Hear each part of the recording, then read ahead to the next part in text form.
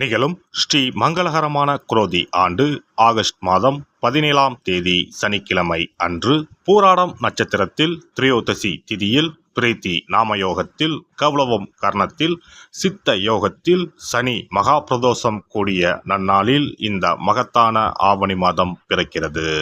ஆவணி மாத கிரக நிலைகளை பார்க்கும்போது ரிஷபராசியில் குரு பகவானும் செவ்வாய் பகவானும், கடக ராசியில் புதன் பகவானும், சிம்ம ராசியில் சூரிய பகவானும் சுக்கிர பகவானும் உள்ளனர். கன்னி ராசியில் கேது பகவானின் சஞ்சாரம் உள்ளது. கும்பராசியில் சனி பகவான் வக்ரத்தில் உள்ளார். ராகு பகவான் மீனராசியில் பயணம் செய்கிறார். இந்த மாதம் கிரகங்களின் பெயர்ச்சி என எடுத்துக்கொண்டால் ஆவணி மாதம் 10ஆம் தேதி செவ்வாய் பகவான் ரிஷப ராசியில் இருந்து மிதுன ராசிக்கும், சுக்கிர பகவான் சிம்ம ராசியில் இருந்து கன்னி ராசிக்கும் பெயர்ச்சி அடைகின்றனர். ஆவணி மாதம் 15ஆம் தேதி புதன் பகவான் கடகராசியில் இருந்து சிம்ம ராசிக்கு இடப்பெயர்ச்சி அடைகின்றார். இந்த கிரகங்களின் பெயர்ச்சி மற்றும் சிம்மத்தில் இணையும் சூரியன் புதன், கன்னி ராசியில் இணையும் கேது சுக்கிரன் ஆகிய கிரகங்களால் இந்த ஆவணி மாதத்தில் உங்கள் ராசிக்கு உண்டாகும் சுப பலன்கள் என்ன என்பதனையும், அசுப பலன் ஏற்படுமாயின் ராசிக்காரர்கள் செய்ய வேண்டிய பரிகாரம் என்ன, வழிபட வேண்டிய தெய்வம் யார் என்பதனை பற்றி விரிவாக காண்போம்.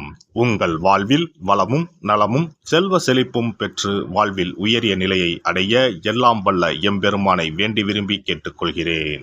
எப்போதும் தர்ம சிந்தனையுடன் காணப்படும் துலாம் ராசி அன்பர்களே, நீங்கள் அவசரப்படாமல் நிதானமாக எந்த ஒரு செயலையும் செய்தால் வெற்றி நிச்சயம். இந்த மாதம் எல்லா வகையிலும் நன்மைகள் உண்டாகும். எதிர்ப்புகள் விலகும். பணவரத்து அதிகரிக்கும். நண்பர்களால் உதவிகள் கிடைக்கப் பெறுவீர்கள். தொழில் வியாபாரம் தொடர்பாக சில முக்கிய முடிவுகள் எடுப்பீர்கள். வியாபாரம் தொடர்பான வழக்கு விவகாரங்களை தள்ளி போடுவது நல்லது. எதிர்பார்த்த லாபம் கிடைத்தாலும் பண தேவை ஏற்படும். உத்தியோகத்தில் இருப்பவர்கள் கூடுதலாக பணியாற்ற வேண்டியிருக்கும். மேல் அதிகாரிகள் உங்களுக்கு உறுதுணையாக இருப்பார்கள். குடும்பத்தில் ஏதாவது வீண் விவகாரங்கள் ஏற்பட்டு நீங்கும். கணவன் மனைவிக்கு இடையே திடீர் கருத்து வேற்றுமை உண்டாகலாம். உறவினர்கள் மூலம் எதிர்பார்த்த உதவிகள் தாமதமாக கிடைக்கும். பிள்ளைகளுக்காக கூடுதலாக பாடுபட வேண்டி இருக்கும். சகோதரர்களிடம் கவனமாக பேசுவது நல்லது. பெண்களுக்கு இந்த மாதம் பணவரத்து கூடும். ஏற்கனவே செய்த ஒரு காரியத்தின் பலன் இப்போது கிடைக்கும். திடீர் மன வருத்தம் ஏற்படலாம். கலைத்துறையினரை பொறுத்தவரை மற்றவர்களுக்கு உதவ போய் வீண் பிரச்சனைகளில் மாட்டிக்கொள்ளலாம். கவனம் தேவை. வாகனங்களில் செல்லும் போது எச்சரிக்கையாக செல்வது நல்லது. அரசியல் துறையினருக்கு எல்லா நன்மைகளும் உண்டாகும். மன துயரம் நீங்கும். சிற்றின்ப செலவு அதிகரிக்கும். மனதில் ஏதாவது ஒரு கலக்கம் ஏற்படும். காரணமே இல்லாமல் வீண் பழி சுமக்க நேரிடும். ஒதுங்கி சென்றாலும் கூட வலிய வந்து சிலர் சண்டை போடலாம். கவனமாக இருப்பது நல்லது. மாணவர்கள் எதையும் ஒரு முறைக்கு பலமுறை யோசித்து செய்வது நல்ல பலனை தரும். நட்சத்திர பலன்கள். சித்திரை 3-4ஆம் பாதங்கள். இந்த மாதம் அடுத்தவர்களிடம் பேசும்போது யாரை பற்றியும் விமர்சிக்காமல் இருப்பது நன்மையை தரும். பண வரவில் தாமதம் இருக்கும். மாணவர்களுக்கு கல்வியில் பின்தங்கிய நிலை மாற கூடுதல் கவனத்துடன் அதிக நேரம் ஒதுக்கி பாடங்களை படிப்பது அவசியம். சுவாதி நட்சத்திரம். இந்த மாதம் பணவரத்து கூடும். ஆன்மீக செலவுகள் உண்டாகும். காரிய தடை தாமதம் விலகும். ஆனாலும் அந்த காரியத்தை செய்து முடிக்க கூடுதலாக உழைக்க வேண்டியிருக்கும். அந்நிய மொழி பேசுபவர்களால் உதவிகள் கிடைக்கும். வசிக்கும் இடத்தில் மதிப்பும் மரியாதையும் அதிகரிக்கும். விசாகம் 1-2-3ஆம் பாதங்கள். இந்த மாதம் தொழில் வியாபாரத்தில் முன்னேற தேவையான வாய்ப்புகள் கிடைக்கும். தொழில் போட்டிகள் விலகும்.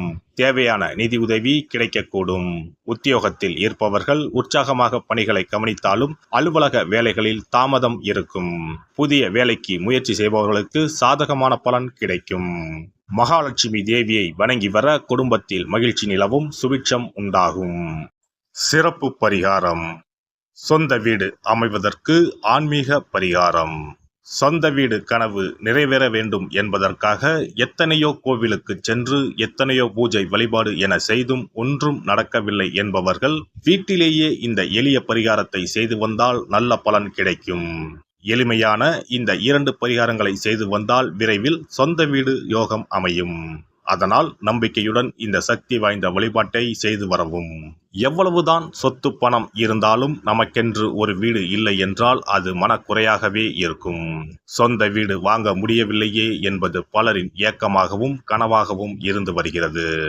சொந்த வீடு வாங்க வேண்டும், வாங்கிய இடத்தில் விரைவில் வீடு கட்ட வேண்டும், ஏற்கனவே துவங்கியிருந்த வீட்டின் பணிகளை பணப்பற்றாக்குறையால் கட்டி முடிக்க முடியவில்லையே என்ற கவலையில் இருப்பவர்கள் ஏராளம். இப்படிப்பட்டவர்கள் வீட்டிலேயே எளிமையான 2 பரிகாரங்களை தொடர்ந்து செய்து வந்தாலே போதும். சொந்த வீடு வாங்க வேண்டும் என்று நினைப்பவர்கள், அதற்கான முயற்சியில் ஈடுபட்டிருப்பவர்கள் ஒரு சிறிய அகல் விளக்கில் விளக்கெண்ணெய் ஊற்றி தீபம் ஏற்ற வேண்டும். மகா விஷ்ணுவின் அவதாரங்களில் ஒன்றான வாமனரை மனதில் நினைத்து சொந்த வீடு அமைய வேண்டும் என்று பிரார்த்தனை செய்து கொண்டு மாதந்தோறும் வரும் திருவோண நட்சத்திரத்தன்று வீட்டின் அக்னி மூலையான தென்மேற்கு மூலையில் இந்த விளக்கை ஏற்றி வைக்க வேண்டும். அக்னி திசை என்பது மண்ணுக்குரிய திசையாகும். அதாவது அங்காரகன் எனப்படும் செவ்வாய் பகவானுக்கு உரிய திசை இதுவாகும். 3 அடி மண் கேட்டு 3 உலகையும் அளந்தவர் வாமனன். அதனால் அவரை நினைத்து பால் பாயசம் நிவேதனமாக படைத்து வழிபட்டு வந்தால் விரைவில் சொந்த வீடு யோகம் அமையும். மற்றொரு பரிகாரமாக வீட்டில் பயன்படுத்தும் காமாட்சி விளக்கு அல்லது கஜலட்சுமி விளக்கு அல்லது வழக்கமாக பயன்படுத்தும் ஏதாவது ஒரு விளக்கை எடுத்துக்கொள்ளுங்கள். விளக்கை சுத்தம் செய்து மஞ்சள் குங்குமம் வைத்து வாசனை மிகுந்த வெள்ளை நிற பூக்கள் சாற்றுங்கள்.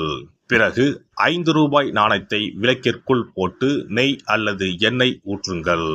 ஒரு சிறிய தட்டின் மத்தியில் மஞ்சள் குங்கும பொட்டு வைத்து அதன் மீது 5 ரூபாய் நாணயத்தை வைத்து நாம் ஏற்கனவே தயார் செய்த விளக்கை இதில் வைத்து விளக்கினை ஏற்ற வேண்டும். தினமும் காலையில் 6 மணி முதல் 7 மணிக்குள் இந்த விளக்கை ஏற்றி வந்தால் விரைவில் வீடு கட்டுவீர்கள். 5 ரூபாய் நாணயம் என்பது குபேரனுக்கு உரியதாகும். இதை விளக்கில் போட்டு ஏற்றுவதால் வீடு கட்டுவதற்கான அல்லது வீடு வாங்குவதற்கான பணம் ஏதாவது ஒரு வழியில் உங்களுக்கு கிடைக்கும். காலை 6 மணி முதல் 7 மணி வரையிலான நேரம் என்பது ஞாயிற்றுக்கிழமையில் சூரியன், திங்கள் கிழமையில் சந்திரன், செவ்வாய்க்கிழமையில் செவ்வாய், புதன் கிழமையில் புதன், வியாழக்கிழமையில் குரு, வெள்ளிக்கிழமையில் சுக்கிரன், சனிக்கிழமையில் சனி என நவக்கிரகங்களில் பாவ கிரகங்களான ராகு கேதுவை தவிர்த்து மற்ற 7 கிரகங்களையும் குறிக்கும் ஹோரை நேரமாகும். இந்த நேரத்தில் விளக்கு ஏற்றுவதால் நவக்கிரகங்களின் அருள் கிடைத்து பூமி யோகம் உண்டாகும். எந்த ஒரு பரிகாரம் என்றாலும் மனதில் முழு நம்பிக்கையோடும் இறைவனை உறுதியாக வேண்டி வழிபாடு செய்தால் மட்டுமே பலன் தரும். எளிமையான இந்த பரிகாரத்தை தொடர்ந்து செய்து பயன் பெறுங்கள். எல்லாம் வல்ல இறையருளால் நீங்களும் உங்கள் அன்பு குடும்பமும் உடல் நலம், நீலாயுள், நிறை செல்வம், உயர் புகழ், மெய்ஞானம் ஓங்கி வாழ்க வளமுடன்.